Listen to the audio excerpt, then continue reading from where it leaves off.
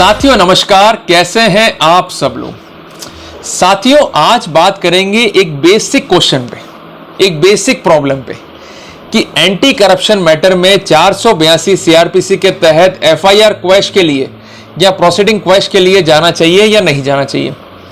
साथियों जब भी किसी पब्लिक सर्वेंट के खिलाफ एंटी करप्शन का मुकदमा दर्ज होता है तो बड़ा ही वो घबरा जाता है। एक तरफ तो जेल जाने का संकट और दूसरी तरफ अगर आरोप प्रमाणित हो गए तो पूरा का पूरा कैरियर और सर्विसेज जो है वो चौपट हो गई।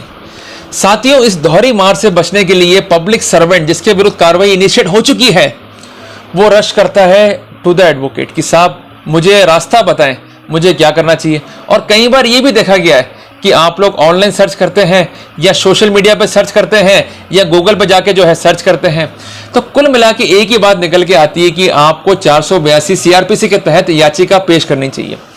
क्योंकि जो फायदे आपको बताए जाते हैं ये सारे होते हैं फ्लिमजी, कि इससे आपको सबसे बड़ा बेनिफिट कि आपका मामला जो है रद्द हो जाएगा, आपको पूरा का पूरा प्रोसीडिंग जो है वो फेस नहीं करना पड़ेगा, इजीली जो है आप अपनी जॉब कंटिन्यू कर सकते हैं, और जब मामला रद्द हो जाएगा तो जो खतरा जेल जाने का है वो भी अपने आप समाप्त हो जाएगा।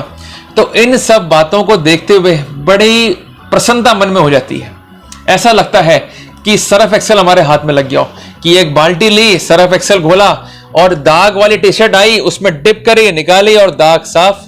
तो फिर हम कहते हैं कि दाग अच्छे होते हैं और फिर हम यहां कहेंगे कि कितना भी अपराध करो कोई टेंशन नहीं है, 482 का तहत पिटीशन फाइल करो और मुक्ति पाओ।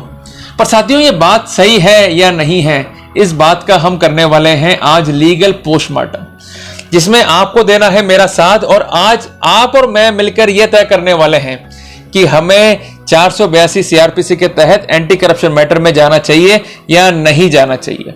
साथियों मैं आपको बताने वाला हूं 5 इंपॉर्टेंट बातें, 5 इंपॉर्टेंट सूत्र, जिसके आधार पर आप खुद यह फैसला कर पाएंगे बगैर किसी विधिक सलाह के, बगैर किसी फर्दर गाइडेंस के। पर आपको ये वीडियो जो है ध्यान से सुनना पड़ेगा और जो बातें बता रहा हूं चाहे तो इसको आप नोट कर लें या दिमाग में रखें, और जो आपका केस है उस पर अप्लाई कर लें और खुद आपको जवाब मिल जाएगा कि 482 लगानी है या नहीं लगानी है। साथियों सबसे पहले हमें 2 पॉइंट जो है डिस्कस करने हैं इनिशियल लेवल पे, उन 5 पॉइंट में से कि 482 सीआरपीसी क्या है और इसके प्रोटोकॉल्स क्या है।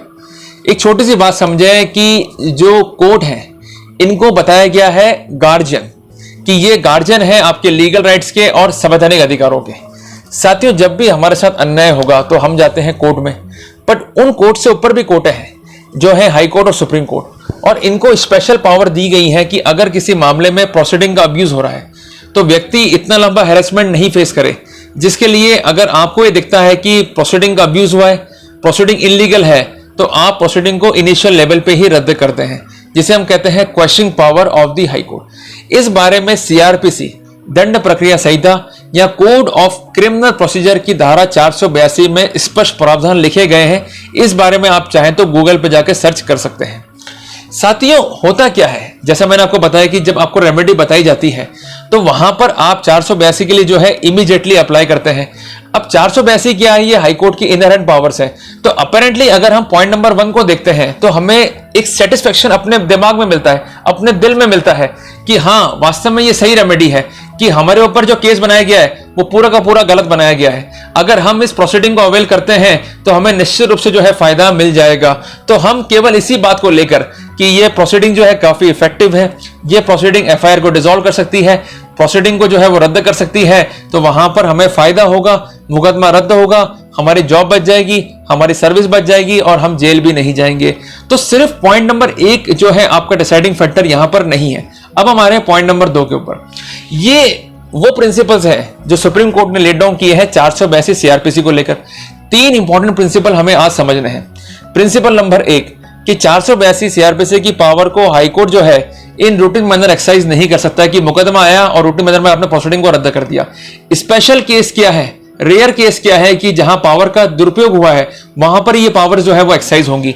दूसरी इंपॉर्टेंट बात कि जहां पर क्वेश्चन ऑफ फैक्ट है या एविडेंसेस एग्जिस्ट करती है या प्रथम दृष्टया केस है वहां पर 482 लाए नहीं करती है।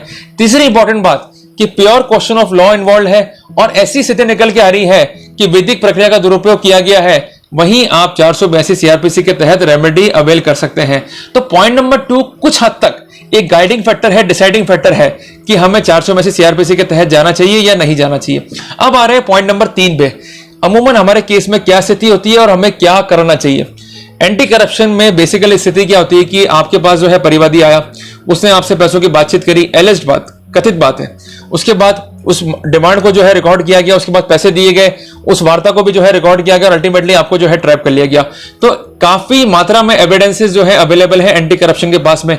अगर वहां पर आप 482 लगाएंगे तो केस आपका हो गया जीरो, आपको वहां पर किसी भी रूप में सफलता जो है वो नहीं मिलेगी और अल्टीमेटली आप इस केस को जो है हार जाएंगे। अब इसके विपरीत अब इंपॉर्टेंट बात हम देखते हैं पॉइंट नंबर 4 के रूप में कि जहां पर पॉइंट ऑफ लॉ इन्वॉल्व है वो कैसे होगा। कि मान लीजिए किसी मामले में एंटी करप्शन ने जो है ए को ट्रैप कर लिया और वही स्थितियां हैं कि साहब उसने डिमांड करी, उसका सीडी बना, उसके बाद उसको नोट दिए गए, उसका वेरिफिकेशन हुआ और उसके बाद उसको अल्टीमेटली जो है ट्रैप किया गया। अब पूरी कार्रवाई के बाद ए ये कहता है कि मैंने बी के बिहाफ पर जो है ये काम किया है।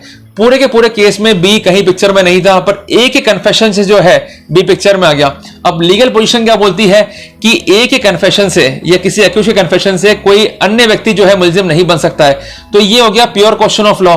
तो वहां पर बी जो है हाई कोर्ट जा सकता है और वहां सफलता मिलने की पूरी स्थिति जो है बी के पास में है। और आखिरी डिसाइडिंग फैक्टर है, जब चारों पॉइंट आपको दिख जाते हैं कि हाई कोर्ट जो है ये बड़े शहरों में है या राजधानी में है, तो वहां पर आपको एडवोकेट बुक करना है, इसके अलावा उसकी फीस बेयर करनी है और वो इस विषय में एक्वाइंट है या नहीं है, ये सबसे बड़ी समस्या जो है आपके लिए निकल के आती है। तो इन 5 फैक्टर्स पे जो है आपको काम करना है, तो ही आप सक्सेसफुली जो है 482 सीआरपीसी के तहत मूव कर सकते हैं, अदरवाइज मूव मत कीजिए। समय, पैसा और केस की बर्बादी होगी, अल्टीमेट नुकसान जो है आपका हो जाएगा। तो साथियों ये है इंफॉर्मेटिव जानकारी 482 को लेकर। तो साथियों अगर आपको वीडियो अच्छा लगा, इसने आपको इंफॉर्मेटिव किया और इसके आधार पर आप ये तय कर पा रहे हैं कि 482 सीआरपीसी के तहत जाना चाहिए या नहीं जाना चाहिए, तो मुझे कमेंट बॉक्स में लिखकर जो है जरूर बताएं। साथियों इस वीडियो को लाइक और शेयर कर दें, मेरे चैनल को सब्सक्राइब कर दें। मिलते हैं एक नए टॉपिक के साथ, तब तक के लिए जय हिंद, जय भारत।